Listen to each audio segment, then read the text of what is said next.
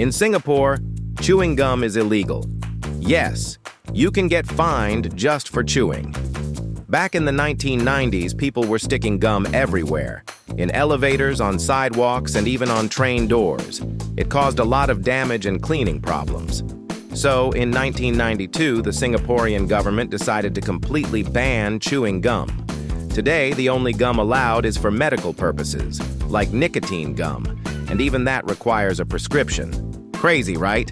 Would you visit a country with no chewing gum? Like and follow for more weird facts.